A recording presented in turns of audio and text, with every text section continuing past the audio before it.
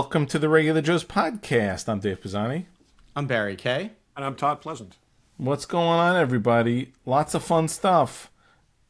We have lots of fun. We have so much stuff to talk about that we don't even want to record it. It's just fun for us. Yeah, we had to stop ourselves and say, wait, start the show. Yeah, don't talk about that. There's a lot of that. You got a weird situation where in your personal life, you're like, wait, don't talk about that. We'll talk about it in a week. But no, we can't be like. The only reason we're here is to talk about stuff amongst the three friends like us. Yes. It did. And you. It's the three of us. I guess, and you. You just happen to be. Yeah. You're that guy. Like the voyeur listening in on our conversation at the dinner. That's totally not true. You're not. You're in that other seat at the table. Listening. You're the other guy listening. You don't say much, but that's okay. That's right. You just soak it all in. Yep. I know I did mention. When you do, it's important. So we want to hear what you have to say. Yeah. So just send us, text us, whatever. There's all ways to get us. You'll figure it out. Yeah. I know last week I mentioned the Frakes and Brent Spiner podcast, and they had Alan Tudyk and Nathan Fillion on. But I've listened to maybe 6 of their podcasts. And it is the exact same thing. Sometimes it's Alan and Nathan just remember when this, and wasn't Firefly great when this, and how did you feel about it's really them just asking each other questions. It's hopefully what we aspire to be. 14 years ago. You guys, on your recommendation, I checked out the Jonathan Frakes Brent Spiner podcast, and I love that it's called Dropping Names, and the entire point of the show is to just talk about cool people they've met. Yeah. Good. I enjoyed it. Those are good recommendations. So hopefully, on the subject of Jonathan Frakes, the best Starfleet Academy episode last week, and his fingerprints are all over it. You can he's got a certain style, and it's great. He makes Star Trek better in every way. That is absolutely true. And Barry, I was thinking about you as I'm watching that episode. You're like, I want them in space doing missions. They did everything you basically asked for. And there was 1 out of 9 episodes was good. So you never know. 2 out of 9, really. So who knows? I mean, I guess he didn't direct the next one, I'm assuming, but it's really almost a 2-parter. I would think. Well, and I don't want to go too deep on this. Let's wait till the season ends. But they raised the stakes so high. They went from 0 stakes to like infinite stakes. Well, they've been building. So it's like, they've had that guy's been back. There's stakes. No, well, I know, but what he's done to them now changes the landscape of the whole galaxy. Like that's how bad guys are. All of a sudden, they do crazy shit. I don't know what that correlates to in the real world. I couldn't think of anything off the top of my head. But crazy maniacs do crazy shit out of nowhere. Yeah. But yes, I will say we'll talk about this after the final thing. I said 2 weeks ago that I didn't care about these characters at all. Okay, or I hadn't gotten to the point where I did. The reunion scene with Mir and his mother was so well. I teared up. Honestly, I did, and I was like, I mean, they built up to that perfectly. They didn't do teases and then like have miss each other and do all this kind of stuff. They just threw right at you, and both those actors conveyed exactly what they needed to do. And I think, like I said, a lot of that is Frakes directing it with all those tight shots. And you see the realization in both of their eyes of who they're actually there with, and the weight of that moment, and it was really well done. Well, she's a good actress. I mean, we know her from other things. But I'm saying, a good actress. They did a really good job building up to that scene. And I think that kid has stakes. I mean, it's not like, oh, here's just some good-looking kid, blah, blah, blah. I mean, he comes from a crazy background. Anyway, we could talk about that. The thing with this episode is all of a sudden he's conflicted. And it feels genuine, and you know why he's conflicted, okay? This thing that his mother has every reason to despise, okay, is the reason that he's standing there, and that he has these friends, and he has the life that he has, and that he's not in prison somewhere. He's actually able to find her. So it's, like I said, they've done some good things with this. Yeah, I agree. I enjoyed that thoroughly. See, we're all over the place. We even before we started recording, we're like, we got to do this. Let's keep it tight. We're on a tangent, and that's why this is fun, right? Yeah. I remember when you met Alan Tudyk, Barry, and he signed your K2SO figure. Yes. He was very friendly. He was great. I had my wife's We're little dropping sister names. with Where's me. the bell? Ding. Exactly. I had my wife's little sister with me, and she only knew him from Dodgeball. So she calls him Steve the Pirate, and he goes, "Grr." That's funny. That's funny. He was great. He's always been awesome. So even back when he was Steve the Pirate in Dodgeball. Do we want to talk about the other thing related to Alan Tudyk? Yeah, we should. Yeah, actually. Yes. Or not, I guess is the case maybe. Well, we can touch We'll on talk it. about it more next week, but I know. So I did start following Nathan Fillion after I started listening to his podcast.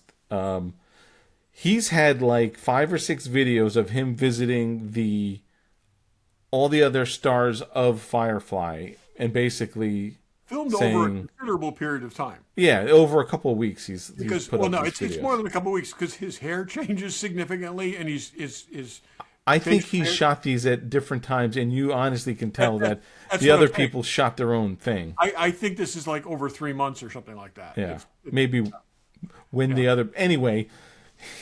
He's seeing and it's like it's time, it's ready, it's time. So everyone's you look at anywhere, even Implication is that Firefly is somehow coming back. I hope it's not something less than that because a lot even of people are going to be disappointed. so they're all at Awesome Con in DC this weekend. All of them except for Adam Baldwin. The whole cast is there. He's the only one who's not there. And for they're whatever saying reason. March 15th. So this show drops on March 13th. March 15th is when they're making an announcement. They They'll have probably a announce something at panel. AwesomeCon. They have a Firefly reunion panel at Awesome Con at 10:30 or something in the morning on Sunday. So I'm assuming whatever they're going to say, And they're in their saying feed, that. they said it is not a convention thing. It's not a podcast. It's not a convention thing. It's not a podcast. And because they said people have guessed this. And Yes, yes. Can you imagine if they do that whole panel, don't announce something, and wait until the 15th to actually announce it? No, the panel Why? is the 15th.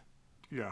Oh, okay. I had the dates wrong then in my head. Okay. Yeah, the All right, so panel's they're the announcing 15th. it at the panel then. We should go to that convention. And you know what kills me? I need one of them on my Firefly poster, and he's been at that convention 3 times. I need the Doctor, and I haven't gotten it. So he's the only one I haven't gotten. But my guess is, and everyone's I would love for it to come back. If it's an animated thing, it's going to feel less. No. You don't think it's going to be animated? No, I'm saying it's got to at least That's be my- a movie, if my not a concern limited series. My concern is it's an animated thing. Okay. Yes. Because that would be, I mean, they did a really great job with a Babylon 5 animated thing.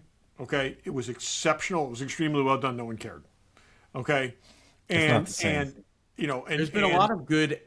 There's been a lot of animation tied to good titles that nobody cared about. There was a Terminator animated thing. what I'm saying. It's like the I know. okay, I'll be I feel like that's Blade Runner very thing that just kind of like no one cared about. easy to do.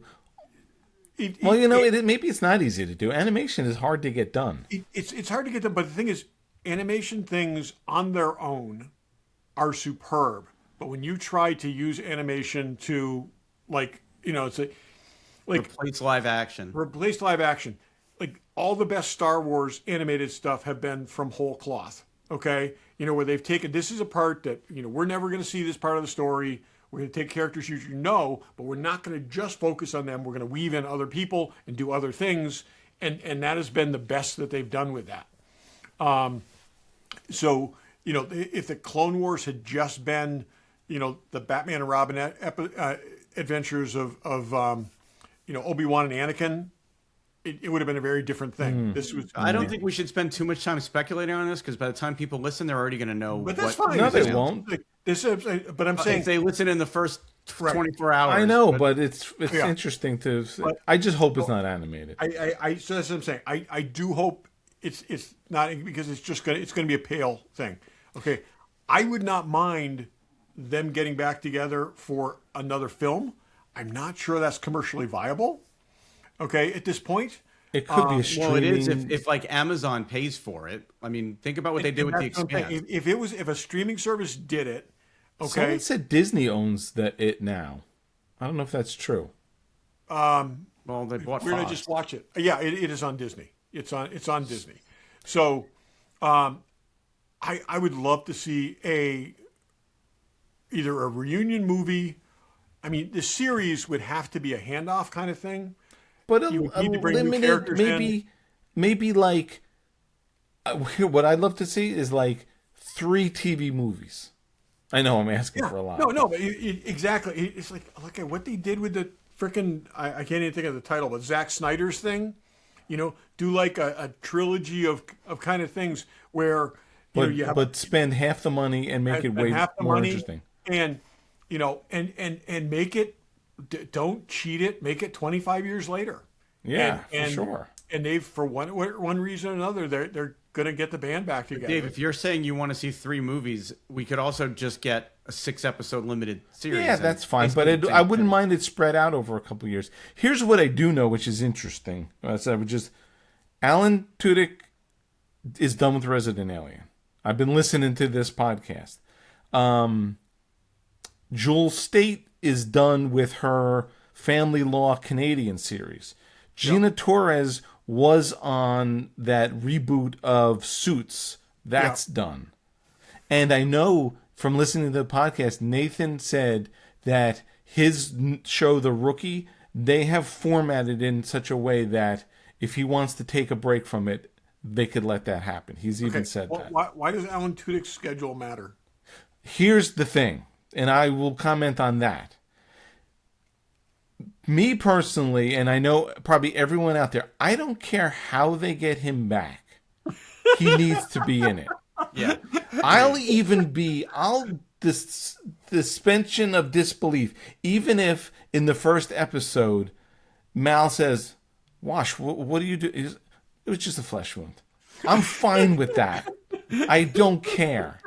He needs to be in it. He did not go to his door. Right? I'm just going to say, if Darth Maul can die 4 times and still come back, and whatever they put him in, he can the funny thing is, the irony of, and again, it's all from this podcast, he plays nothing but aliens and robots. The irony of him being Robot Wash, like a total LMD thing, perfect. I don't care. He's got to be in it. Or he's the AI on the ship, or they downloaded his consciousness. He has, but those 2 guys, they're all really good friends, or most of them. Yeah. Those 2 guys are best friends. For him to move forward, that, and he's left out. There's no way. Yeah. What's that? Don't worry about it. If they're willing to bring Adam Baldwin back, they got to find a way to bring him back. Adam Baldwin is interesting. Well, although he was super nice to me. Yeah. But he's also he's kind of living his character too. So, he was kind of. I'm just surprised that some of the other actors want to play with him. You know what I mean? Like they could have easily left him on the bench. He's maybe it's okay. I will say this: I am up for anything live action. I will be very disappointed to find if it's something other than that. If it's a audiobook, or it's a like full cast audio, if it's what if it's a 5-minute short? What if it's a TV commercial? I hope it's not. No, I hope that they're announcing something. They're making a very big deal of it. Yeah, but it's just it can't be longer than the teaser. It can't be shorter than the teasers they've done so far. He knows his fans, or I don't think they'd mess around with this the way they are with it. Oh, by the way, we're doing a Coors commercial, Yeah, no, I think, like I said, it's things I've thought about is like a full cast audio drama, okay, which they do a lot with like older actors from series and stuff like that, or an animated thing. And those are the 2 things that I hope it's not. I really do hope that we're either going to get a film. A streaming release makes a ton of sense, particularly when somebody's got Firefly and they've got Serenity. Having this be a follow-up, and where you take it out of the mothballs and you to finish up one last job kind of thing. On one of the episodes, they went through ideas of what a reboot could be on one of the podcasts. Yeah. So, the first episode, I think. We'll see. So it's 25. It is 25 years later. 24. So, like, any one of these characters could have a child in the show, a second generation person on the show. It is crazy. I don't think of them as that old. Wow. So, yeah. It's. Well, we'll know soon enough. Yeah, we will. We will. All right. Let's go some, I guess, other random. Barry, what do you got? All right, so mine is more of a discussion topic. Hopefully, doesn't go as long as. Was it Firefly? It's not Firefly. But streaming TV shows. Why do they have intro songs? And do we need them to have intro songs anymore? So, as an example, Star Trek Academy, Starfleet Academy, or something like the Game of Thrones. I hit skip intro every time. Do you guys sit there and listen through the intros anymore? I do not. I do think there's some contractual things for credits. But not every show has them. When you say intro songs, what do you mean? It's the credits is theme what song it is. in the credits. Okay, so you're saying like the theme music. Intro. Okay. But Okay. every streaming service allows you to skip the intro. So if they're letting you skip it, knowing most people are going to skip it, why does it need to exist anymore? Why can't we just put the title up, Okay. a couple credits, go into the show? The last season of Evil, did you skip the credits? No, because they made it interesting. He made it interesting. They kept adding stuff and saying, don't skip ahead. You're going to miss. You'll die if you skip. If you press that button, you're going to press die. that button, they kept that's embedding funny. things. It was very clever. But most shows don't do that. And No, it's of course the same not. Dopey, Same like thing. I don't need to hear the Starfleet Academy theme song. The other thing sorry. is some of these things are really, really good. And I think, a decade and a half ago, they really elevated those opening sequences. But once you've seen an extremely good one, okay, Dexter was the perfect example. Dexter was they actually got awards for that. Okay. Really, really well. You can do one of these things really, really well. The original Daredevil one was very, very cool. But how many times do you need to watch That's it? what I'm saying. But it's once you've seen it a couple times, it's good. Peacemaker, also really, really good. But yeah, it's also we watch TV differently than we ever did before. I mean, To me, it just feels like watch a holdover from the old school of TV, and they just are not letting it go. They need to let it go. No, but the conceit is there that you can skip it if you want to. Okay, and that's built in. So if you can have it both ways. Don't you find it a little annoying though? Like if I watch something on Apple, I've got to skip the promo that they're putting up, and they let me skip that, and then I've got to skip the intro. It's like I'm putting the show on. I'm paying for this service. You're clicking two buttons. I want to watch the show. Yeah, It's interesting. I'm curious about the shows that don't have credits at the beginning. That is Some don't. You skip the recap.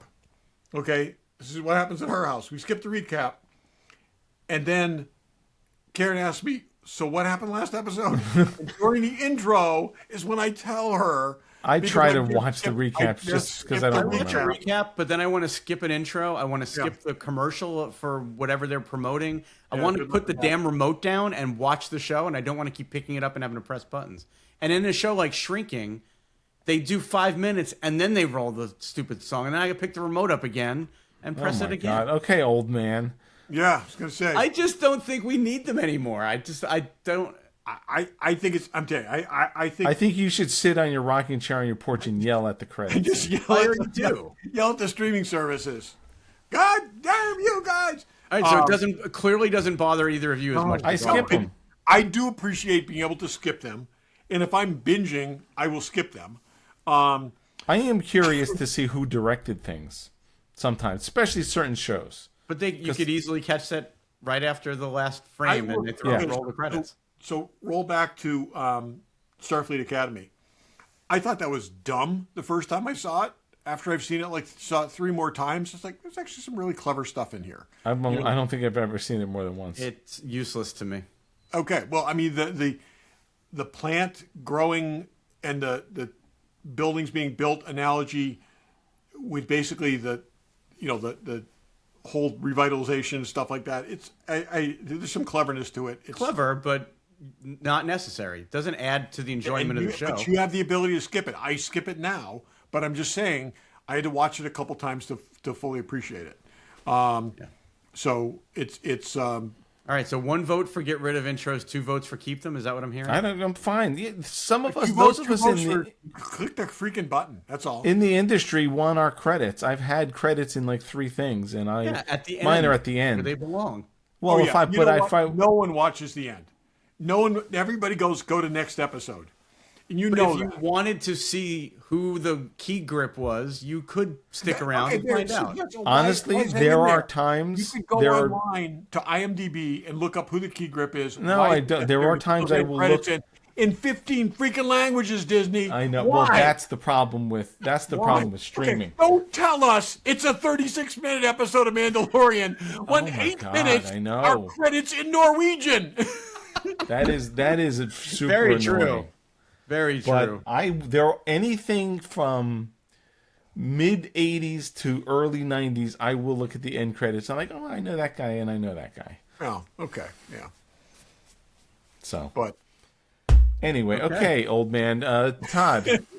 What do you got? On the subject of which, Daredevil Born Again coming very, very soon.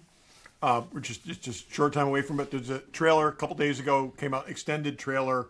Probably the final one. I haven't seen it. Lots of Jessica Jones in it. Yes, looks good. This looks one, really good. for everybody that said there wasn't enough action last time, and arguably that's true.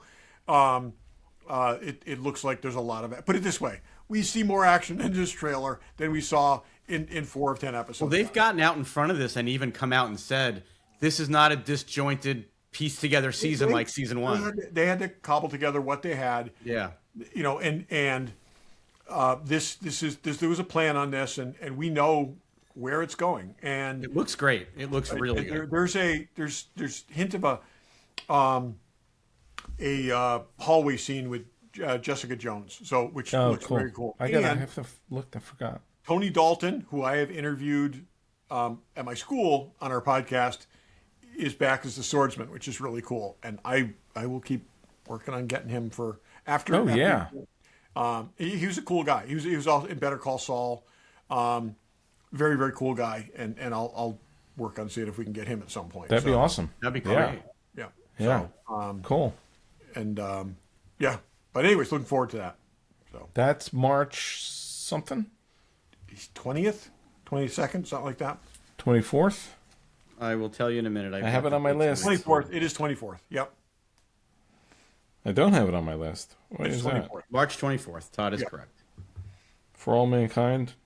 Anyway, so my random. So last night as we recorded this was the Saturn Awards, and I've been seeing a bunch of pictures and stuff. First, friend of the show, Michael McMasters was there. I think he brought one of his robots. Well, I think Gordon was there. Gordon was in the C-3PO suit there. Yeah. Yeah. But today is Gordon Tarpley's birthday as we record this. So happy birthday, Gordon. Happy birthday, Gordon, for sure. But Mark Hamill gave an award to George Lucas. James Cameron was there. He won a couple of things for the new Avatar. But there was sort of an Aliens reunion on the. You don't hear much about the Saturn Awards year to year, and this sounds like the greatest awards show an amazing ever. one. So. Tom Cruise won a couple of awards. He was there along with McQuarrie, his director. Good friend of the show. Shouted out to George Lucas during George Lucas' acceptance speech, which was cool.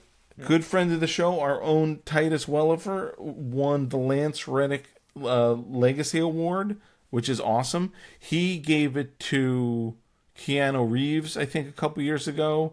And then Lawrence Fishburne won it. And... when Fishburne gave it to him last night. Yes. And I was like, what's that all about? And I found the program was online. I'm going to read something just because we love Titus, but this sort of sums up what this whole award's about. Tonight, with Lawrence Fishburne presenting, we honor Titus not only for the roles he's made iconic, but for the kind of presence he represents in the industry, steady, honorable, and deeply human. That's a legacy worth celebrating. That's awesome. That's great. Way to go, Titus. So it's like you're a good person and good to the industry. So congratulations, Titus. You know, we've loved having you on the show, and you are a good dude. So congrats. And likewise, same time honoring someone was a good friend of Titus's, and yeah, that's terrific. That's great. So yeah, that sounds like I think it was streaming. I want to try to find it. If I'm sure it's someplace to watch it, but it looked like there was a lot of fun stuff going on. So I'd like to check that out. You know what else is fun? Fanboy Collectibles. Interesting stuff. Hot Toys Endgame Iron Spider. So if you didn't get your Iron Spider or Spider-Man last time, you got another chance to get them. Sideshow Premium Format Snake Plissken. Who doesn't love Snake Plissken? You need that, Dave. We love, yeah, I know. We love Kurt Russell. Sideshow Vizam. Barry, who's that? I don't know. He is one of Jabba's guards. Yeah, Scum from the Scum and Villainy collection. You gotta love that. That is up for pre-order, I think. But they got everything.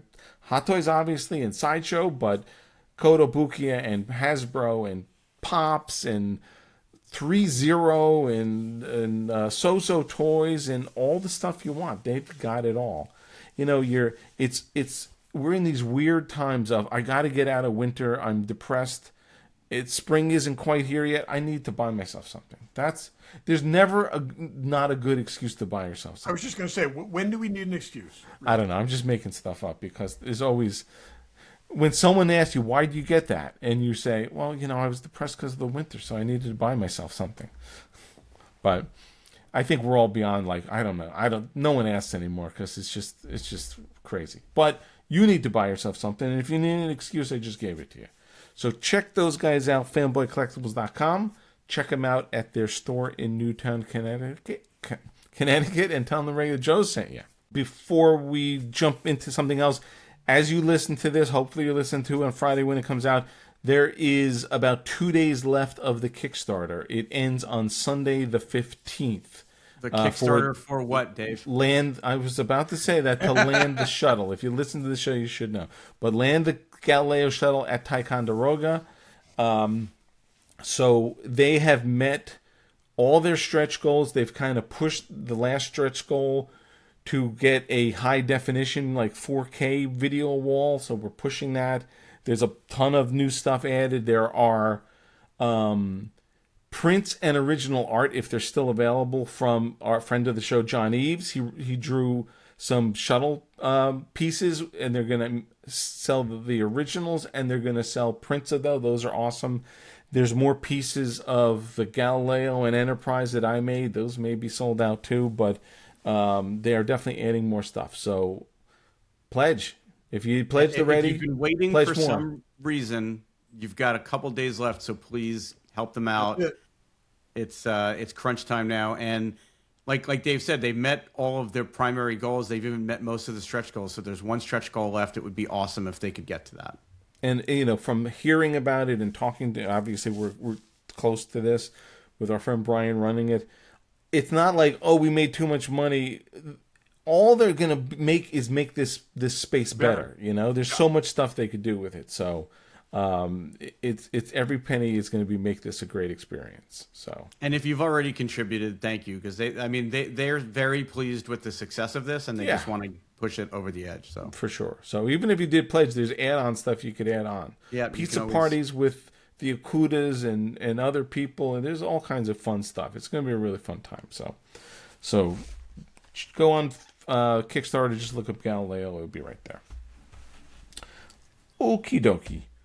There's a Propstore auction coming at the end of March, and we went through. We're going to say some of stuff that we wanted to point out. Yeah, highlight. So it's March 25th through 27th is the auction.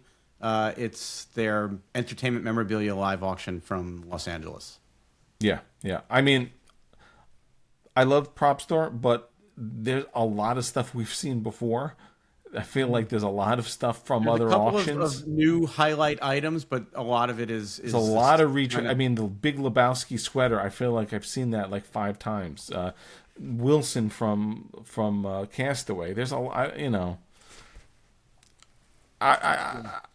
I wasn't as thrilled with this one as I have been with others, but there is always cool stuff for sure. Yep. Yeah, I mean, and again, not all stuff that we would necessarily bid on, but there's some cool stuff to just point out and dream about having in your collection, even if you can't buy it. Yeah, so we'll pick out some highlights. So why don't we each do one, and then we'll go around. Todd, what interests you? So my first, and I tried to pivot back and forth between affordable things and way out of reach things. My first thing, which is not affordable, is the cowl from Batman Begins. Totally. Which they estimate $60,000 to $120,000. It starts at $30,000. I'm out at $40,000. That's my best. Yeah.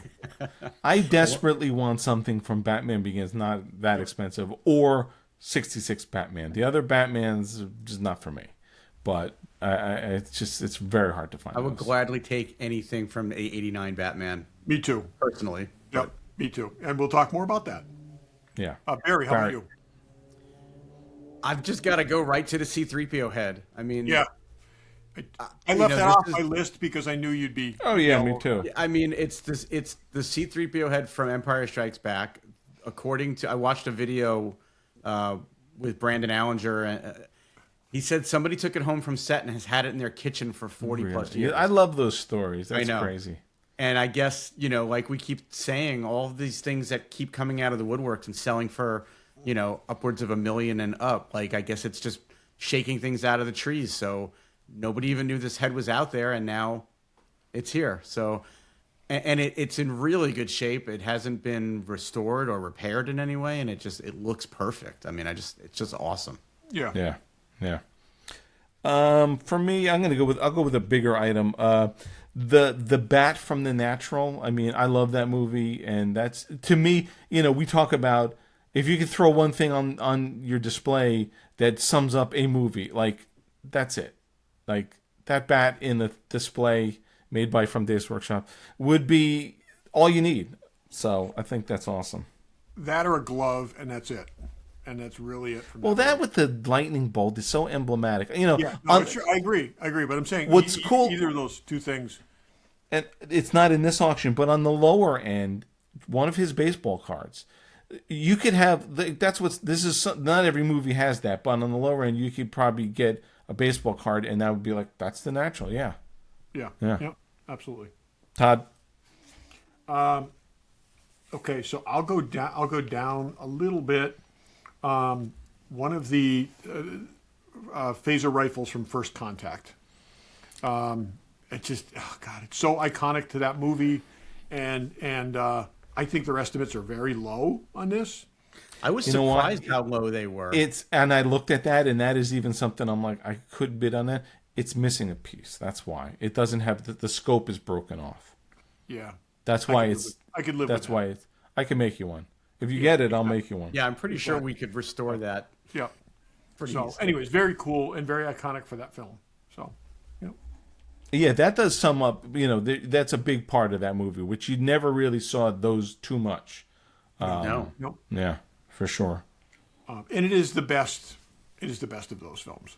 Of the. I think it's the second best film of the bunch. It's a show for another time, but I agree. I do agree. I told Jonathan Frakes that. Yeah. So. All right, I'll go. I'm going to go, and this is odd because this is 3 items that I'm putting together as a mini collection, but I want to get Sydney Bristow's red dress from Alias. I know where you're going. Number 6's red dress from Battlestar Galactica, and Uhura's uniform from Star Trek 2009 as a red dress collection. Okay, I will say I also have number 6's dress in my top 10. That is so iconic, and it's like, I mean, you could put that on a dress mannequin and park it in the corner, and everyone's going to know what that is. Yeah. And, no, and if you don't know what it is, I'm not it can't allowed. be your friend. Well, yeah, Dave's not allowed to have that in his house. Yes, again, but would a dress form count as a mannequin? Could you get away with just the dress form? I think a dress form would work. I think it really would. Well, it's like $10,000, so no. It's going to be. Yeah. I know, but I just like the idea of having red dresses, that would be iconic amazing. red dresses. Yeah. The Sydney Bristow thing is affordable, and honestly, if you look to that catalog, I would even take her bracelet and put it with that picture of her that the bracelet's up near her face. Oh, yeah. And you could pick that up for like $500 probably if it was on its own. I would buy that. That'd be awesome. Red dress collection. Yeah, nice, good one. I like that. For me, let's see. The Blade Runner clapperboard is, I think, interesting. There's not a ton of stuff from Blade Runner, at least certainly not. Well, that's not affordable anyway. And I always like clappers are always like people make them, and not that this says it's for real, but if you noticed from that picture, there's this blue tape around it, and that tape is very specific to the 80s. Here's a roll of it right here. And if you notice, it is this very specific color of blue. This is from a company called Permacell. I don't know if they're around anymore. But this actual roll of tape is from the 80s as well, when I was a camera assistant. I still have all this tape, and it still is perfectly good. But that is 80s blue camera tape, and there's no mistaking that, the color of it. So I'm like, wow, that really brings me back to when...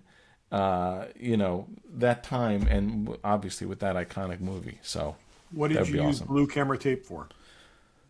So colored camera tape would mostly be used to put marks on the ground for people. Okay. The little T's and stuff. Okay, so it's not that's the what camera thing. It's a okay. Well, it's called camera tape because the camera department has it. So gaffer's tape is twice as wide. It's the exact same stuff. Camera tape is 1 inch, and we would always have this in like 10 colors. White was used on the slate a lot of times to write. Black was used to cover up the film magazines to make sure no light got in. And the colored was for other stuff, but mostly marking. And it's funny. That's cool. At the beginning of a show, whether it's a movie, you'd go to number one, the star, the number one on the call sheet, and ask them which color tape they would like for their marks. They would always have the choice, and some people would be like, if I need the yellow tape. No, I didn't run into that, but you'd give them their choice of tape. Stephen Collins chose the yellow tape when I worked on Tangers. Okay. There you go, a little behind the scenes. So that's me, Todd. Okay, I'll go to a different franchise. The Daredevil, Matt Murdock's bloodied final fight ensemble. So this is actually his last, the last costume that he wore, and it's kind of a makeshift Daredevil costume, which is also kind of a return to his original costume. And estimates are $8,000 to $16,000. So, but like I said, it's cool, and it just kind of, it's the end point of that series. So yeah, yep, that's cool.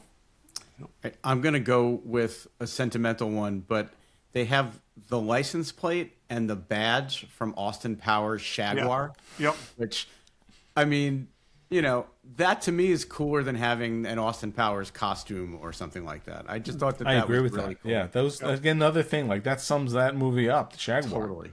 Yep. I mean, not like one of the franchises I'm actively collecting or anything, but like just going through the catalog and seeing things that maybe we haven't one of those seen things before. that you can have one thing from. Yeah. And it's just yeah. So no, I agree. That's awesome.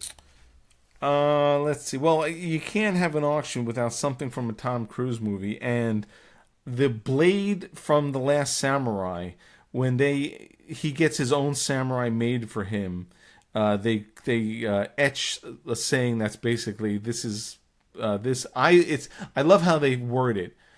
It's in the voice of the sword. I belong to the warrior who the new ways meet the old ways.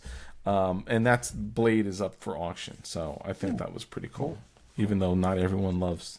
There's a number of things in there that they have a sword and a rifle combo. Yeah, they've got a number of things there. So.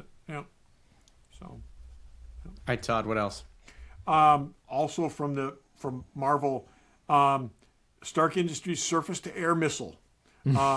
Which I suspect if I bought it, it would cost a lot more to get it than it would be to buy it, because the estimate's $4,000 to $8,000. But like I said, it's starting at $2,000. I think it's but it would be very cool. That's road trip worthy. You just drive all the way to California to pick it up. The most I've ever bid on anything on an auction was the internal from one of those things in one of the auctions years ago, and I just went a little crazy, and I kept bidding, and I kept bidding, and I think I'm happy that I got outbid on that, because I would have spent a good amount of money on something that would not pass the mom test, where it was like a palladium thing that he pulled the little chip out of and threw the impeller over his shoulder. That's kind of cool. It was the impeller, and but still, it would have been But you would have made me a good display case for it. So. Very. Well, while we're on Marvel, I'm going to throw two quick ones out. One, and it's one of those things. Haley Atwell's chair back from Age of Ultron. I saw that. I mean, probably more affordable than almost anything else from most Marvel movies. Was she in Age of Ultron? Yeah, she died in Age of Ultron. Yeah. Oh, so I don't know. I have a thing for Haley Atwell. The other thing, we dropped the ball on that Agent Carter auction. We could have had shit for no money. We probably should have. Yeah, we should have. But the other thing is from Captain America: The First Avenger. They've got the Hydra hood ornament. I know where you're going. Yep. From Red Skull's car, which is another one of those like one and done. Like that to me represents Captain America. I bet that's a lot, though. Is it a lot? It's gonna go for a lot. Yeah. Yeah, that is cool though. I've noticed in this auction, unlike the last one, they are not marking replicas. They even had replicas all in one section, which I thought was a great idea. And they're not really marking them. I mean, they do say they're replicas. But to me, this is one replica. The Terry English replica Aliens armor. Yep. So Terry English, who built many things, but amongst them the Aliens armor, he would build. You could commission him to build like Aliens armor. He would build it for you. And this was like from 2023. So this was, I think it's Hudson's armor that's obviously not screen used, but way less expensive, but made the same way from the same guy who made it. So I think that would be very cool to have. Yeah. If you're going to have a replica, that's the way to go. Yes. Todd? Spock's ears from the motion picture. I saw those, I know. Yep. I have too much motion picture stuff, but I would love to have some ears. So much. It's like there's a ton of the ears out there. It's why these are reasonable. I might make a run at these. I mean, it just would be, I will cut off someone's ear and put it for you to put it on and make a display out of it. I'm happy to do that. I was going to say we could mold your ears and make a display, but go with cutting other people's ears off. That's better. So. It'd be way easier to mold them if they're off someone's head. Yeah. It's true. Yeah. All right. Yep. I hard to follow that, but I'm going to go with there's a hand-drawn Joe Johnston storyboard with a TIE fighter from the first Star Wars movie. That is just awesome. I mean, I love that. I love how it's all colored in black. I really like that one. And he even signed it. Like, it's more like a piece of art than like storyboards. Totally sometimes are a little looser than that, and that one looks really cool. Totally agree with that. While we're talking about art, so this is an interesting thing. The Dave Dorman original painting of Indiana Jones, I think, was from a comic book cover. Yeah, Dark Horse comic book. But we all have the print of that. Yeah, we do. Or at least, do you have it, Barry? Me and Todd have it. We have it. I used to have it. Yep. You sell everything. I don't know why you sell stuff. Because there isn't enough wall space anymore. But yes, I had that hanging in my house for years. I have it in my TV room downstairs. Yeah. And it's crazy, the original art for that. I mean, we got those years and years and years ago. Dave Dorman was at a show, and all three of us got that print. I remember. Steve Smith, friend of the show, Steve Smith, got those for us. Yep. But that's going for good money. It's beautiful painting. We have signed prints, which is awesome. So, yeah. Todd, you got anything else? Yeah, I got a few more things. Going back to Batman Returns, the grapple gun.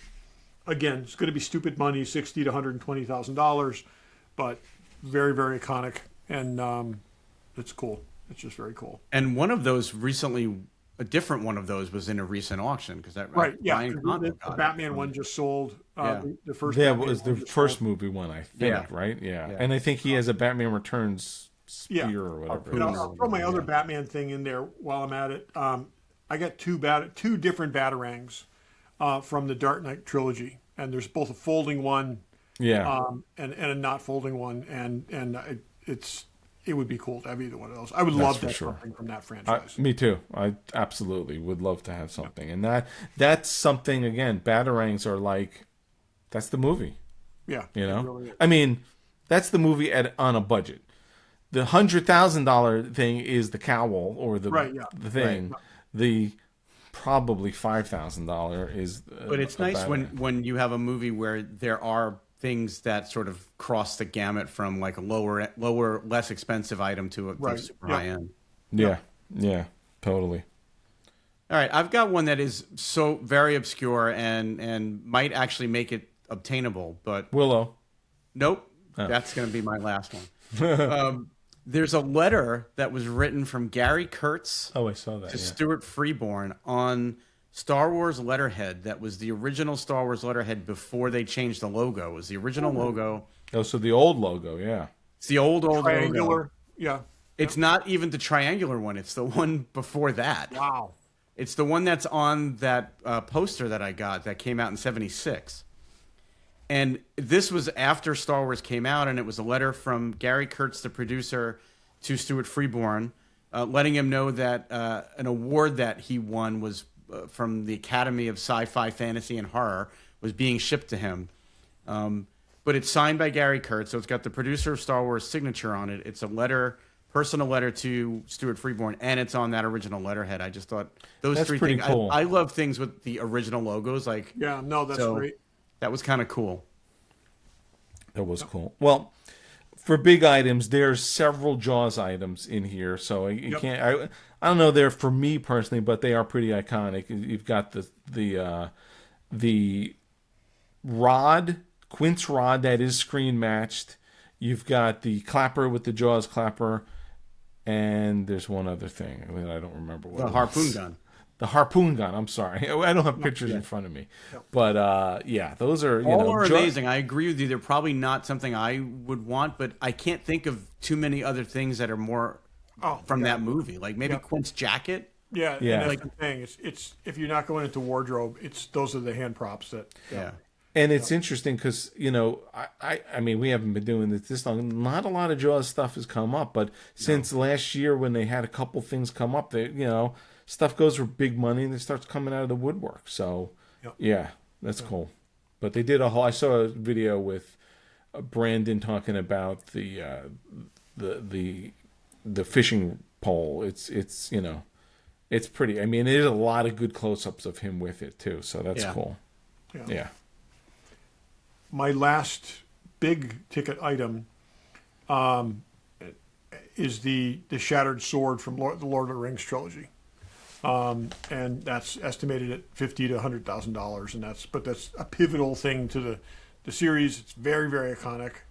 I can only imagine what you'd do for a display with that, Dave. It would be awesome, and yeah. But I think like I said, that's one of those things. Yeah, that it's pretty amazing.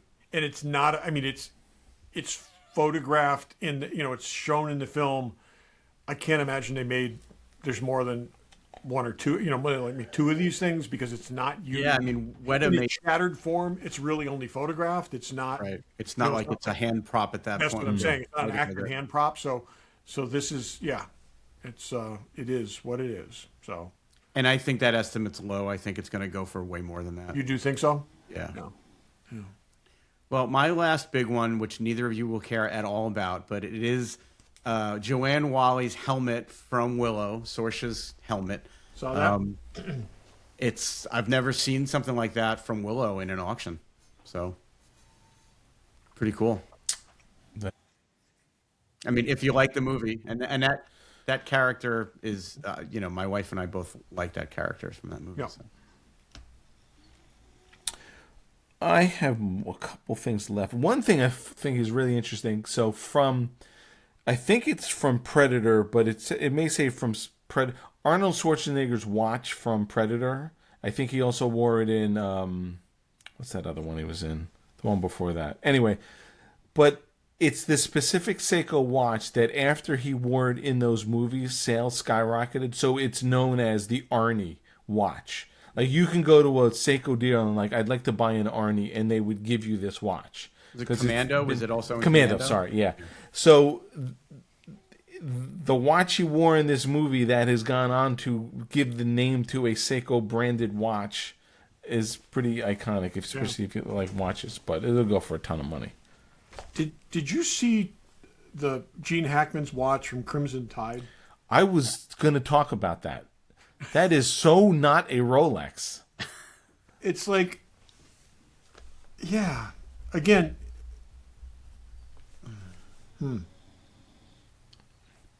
It's like a Seiko that they stuck the Rolex name on it. The bezel doesn't even make any sense. does not look right. I own that watch. Obviously Yeah. not with that band. I own that watch that does not look like that watch. But they just threw a name on it. It's so Well, not. I mean, nobody thought 30 years later somebody would be scrutinizing it. It was just Yeah. a watch that he True. wore in a movie. I Yeah. did have a Seiko that looked just like, I don't know if I ever told you that story. Yes, you did. Yes. But I had a Seiko that looked pretty much just like that. But why throw the Rolex name on it? You're never going to know it's supposed to be a Rolex. It's so not. Was there a tight shot or something like that? It's Maybe weird. there is. It's, I just, don't it's know. very odd. Yeah. So, I yeah. thought it was. I mean, the only other thing that I would throw out as a last thing for me was Terminator 2, the leather jacket and pants from Schwarzenegger. Yeah. I mean, I don't want to have a house full of mannequins, but, I would take the 3 red dresses and that Arnold Schwarzenegger costume and put them on mannequins. My last thing, and this is one of those, there's several of them, and I know there's several of them out there. It's kind of like the Batarang of Iron Man, but I'd love to have one of his license plates. One of the Stark license plates. That's just, yeah. I'm surprised you didn't go for the Ironmonger head and chest. Yeah, it's just like, the Ironmonger head looks so much like the Iron Man Mark 1 head. That, Yeah. Are those license plates decent prices or not? There's a couple that are. Yeah. Interesting.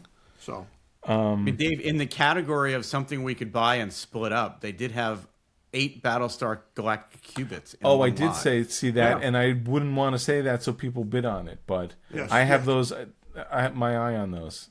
Yeah. We'll talk about that after the show. The last thing, I mean, I know you guys probably don't. Well, Barry does, but if it's real, Hero Ray lightsaber hilt. I like Force Awakens, and I love that. Lightsaber has a lot of meaning, especially in that movie, until Rian Johnson just pisses all over it. Is it scuffed from being hucked off the cliff? Yeah. No, it's the one before. It's almost like it's been just disgraced by being in that movie. In movie canon, it's been sitting in Maz Kanata's basement since it got cut off of Luke's wrist in Empire Strikes Back. Yeah. Somehow she got it. We'll never know how, but someone had to get it. It fell out of the garbage dump. It's okay. So you remember in Robot Chicken when the guy's cleaning and Darth Maul's body falls? It's the same thing. There was somebody out the there original opening shot of that movie was supposed to be that hand. So somebody's outside scrubbing the station, and it's like, oh, look at that. Yep. So, but that would be cool. Worker. I just question where that came from, and I'm not questioning. Disney has one that they claim is the real one. I don't know where that would have come from. I trust Propstore, but I agree with you. Yeah. But that is cool, and I do like that. I'm sure there was more than one. So yeah, for sure. Yeah. There's some other bits and bobs. Oh, it's interesting. There is a storyboard in there, the Raiders storyboard, like the one I have right here, of Tote. Yeah. It's already at $1,000. Now I bought that. I don't remember, Celebration 5 maybe. Prop Store made up these sort of nice displays, and they had just come out. I don't remember what I paid for it. It was maybe $200. But they're not; those are not hand-drawn originals. Those are No, photocopies. they're photocopies, but they are production photocopies. Yeah. So, and they're signed by who they signed by? Kit West? No, that's the Raiders one. Yeah, no, the Kit West is signed this one too. Same as that, but it's already $1,000. I paid like $200 for that, and mine has Indy in it. Yeah. So I'm curious what that goes for, because they literally like, oh, we just started selling these, so I bought those too, a Star Wars and a Raiders one. That's cool. So interesting, but a lot of stuff. Yep. One other So, random thing that I spotted, I was just gonna say, is they have a set of Star Trek original series Starfleet uniform boots for a man. They are clearly from the Mirror Universe. Because they're high? Yeah. It's like interesting. It was, yeah. So it's just interesting that they don't say that in the. I was going to say, so they're not calling that out in the. That's listing. what I'm saying. It seems like it's like, yeah, that was a, and I actually think it's got more appeal because of that, because it's very unique and distinctive. And not. Well, we don't really know how high those were, do we? They're over the knee. I mean, it's no. like, I'm saying in the show. Did we ever see a pair of those? I'm curious. Yeah, we did. I mean, it's like. Yeah, they are shorter. Here and there's a women's pair too in there. They're not going for a lot of money. Yeah. But again, original series, like it's a black shoe. I don't know what you mean by that. It's cool, but not something that would sum it up. If it was Kirk's boots, maybe. Well, that's why I'm saying if it's just a standard pair of crewman's boots, it really wouldn't matter. But the fact that, like I said, they're from that episode makes it cool. Where it's wardrobe specific to that episode. Yeah, true. Yep. So anyway, there's I do think there's a lot of retreads and a lot of stuff that hasn't sold or is being resold, but there's always good stuff. I mean, it's a long auction. So if there's anything you're out there bidding, or if you win something, let us know. No one wants to say what they're bidding on, because then people will bid against you. But if you get anything, let us know. Yeah. And if you need a display, and just gonna say, perfect segue. If you do win something and you need a display for it, we got just the guy for you from Dave's Workshop. There you go. Check us out from davesworkshop.com. So Barry has been texting us recently. He was rewatching some of the Star Trek films. They're on cable because they now. happened to be on cable. So I caught versus clicking over to Paramount, which you pay for, which you have. We've had this discussion. There is channel surfing. Let's not retread that. Serendipitous to stumble on something and then go, Barry, I have watched like 4 different movies too, because a lot of them are on. And anyways, there's some of these films that I have not seen in many, many years. A few of them, for good reasons, I've only watched once. And so I'm going to watch this year, I'm going to rewatch all the Star Trek films in production order. So I did watch the motion picture. Okay. Notice how I phrased that. The motion picture. And you watched the latest version, right? The director's version of refer to multiple episodes with Todd calling it the motionless picture, because he's got a problem with this movie. I have lots of problems with this movie. I am softening on this movie, I will say. And so it occurred to me, there are 3 things that are great about this movie. There are 3 things that are absolutely great about this movie. And you can find fault with a number of things, but not the least of which is they stole the plot from an episode. But I picked the 3 things that I thought were the most significant about this film. And I was wondering what you guys would pick as the 3 things that you... Okay. Yeah. How do we want to... Yeah, you go and then I'll go. I'm just curious if your things are the same as my things. Barry, why don't you go? All right. So my 3 that I thought about it, the refit Enterprise, the redesigned Enterprise is gorgeous. Yep. Love that. I just thought, and I know you said they stole the plot from an episode, but I liked that I felt like the scope of the movie was bigger than an episode. And I felt like as you're transitioning from a TV show to a movie, it's got to be bigger. And I really like V'ger and the reveal that it's Voyager. That to me, from the first time I saw it until every time I've rewatched it, I think that was a smart choice. There's a lot I like about it. So I was trying to pick things that were maybe not as refer to multiple episodes that Barry's easy to please. Yes. Dave. Refit Enterprise for sure. I think we all love the Refit Enterprise. Yeah. I'll lump these two, and it may not be a popular opinion, but especially at the time, I really do like those uniforms. And I'll say I like the uniforms and I like the hardware. The phasers and even the tricorder I really like. I mean, it's different, but we kind of wanted an evolution, and we didn't need the primary colors. I happen to really like those uniforms. And it's interesting. I think it took a little bit to get there, but and it made sense why. But we got to the Kirk, Spock, McCoy relationship. It was a little hard to get there, and that because they were all separated. But it felt like at points we really got to the core of that relationship that we liked in the series. Yep. That's it. Good. Refit Enterprise, absolutely number one. The theme music, the Jerry Goldsmith theme music. Goldsmith music is awesome. One of the most significant contributions to Star Trek. Okay, it defined that film and a lot of what came afterwards.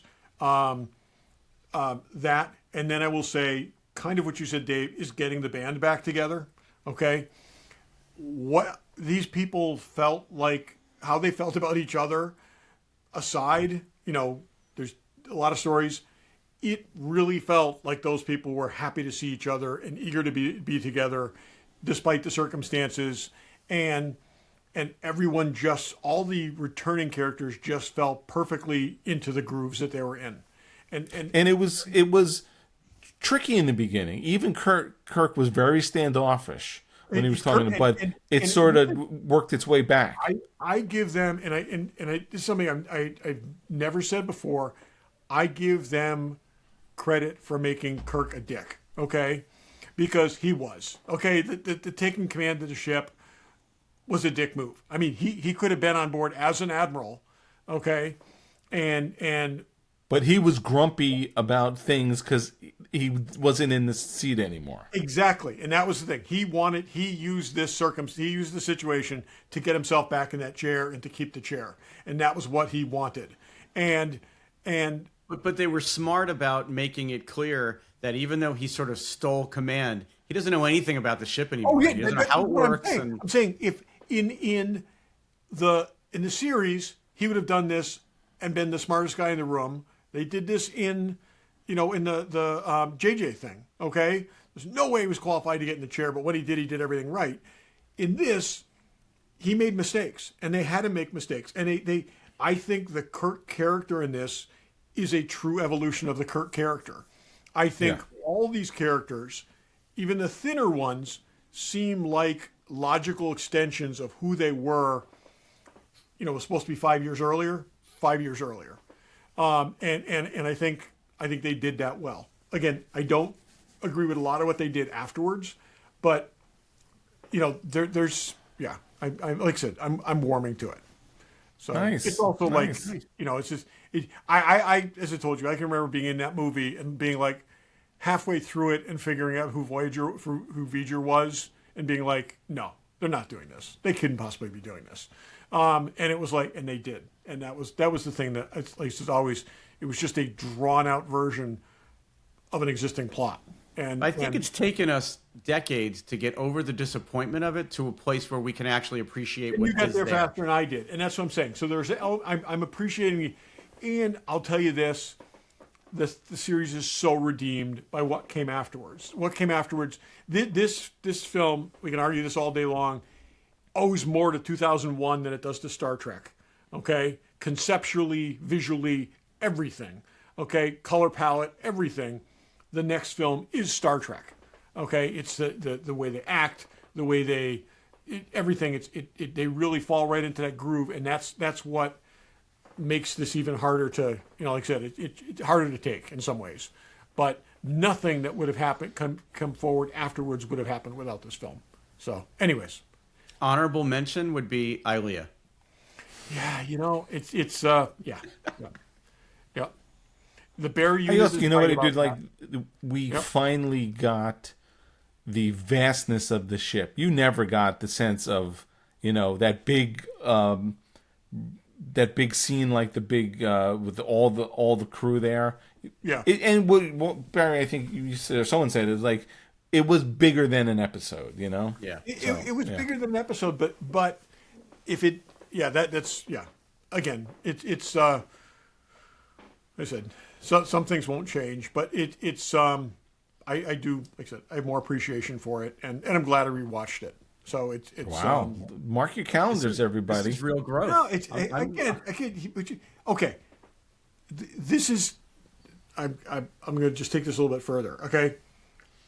I sat through 3 years of hearing about Phase 2, had my huge expectations for Phase 2, and then they pulled the plug on Phase 2, and then they said, "Oh no, it's going to be a movie, and it's going to be amazing, and it's going to be all this." And it's like, so I had myself psyched up for another Star Trek series that I had looked forward to for a decade, and then they gave us this instead. And like I said, with the problems that this has, and that's well, and to be fair, we've talked about this, but the version we got in '79 was unfinished. The version that you just rewatched is a refined version of that movie. But still, that's not an excuse for the film in '79. No. But I'm just saying you can enjoy the new version, and that's another thing why on its own merits, because it's a refined version. I enjoy it more because some of the warts are ground off. But again, it's like I said, there's a reason for my disappointment, so that doesn't go away. So good. Yeah. All right. Yeah. I'm gonna take that as a win. Next, I'm gonna rewatch Willow. Music is phenomenal, and like I said, getting that cast all back together is terrific. You should rewatch Willow, Dave. It's a great movie. I'll do that. And you should buy me that helmet as a penny. I will buy you that helmet as a apology gift. If Dave watches Willow and decides he's completely wrong about everything he believed previously, he will buy you that helmet. The odds of both of those things happening are zero. Pretty slim. Yeah. On a note where we're all agreeing and happy, let's get out of here before it turns ugly. Yep. Remember to pledge the shuttle, Galileo Kickstarter. Shuttle Kickstarter. Yes.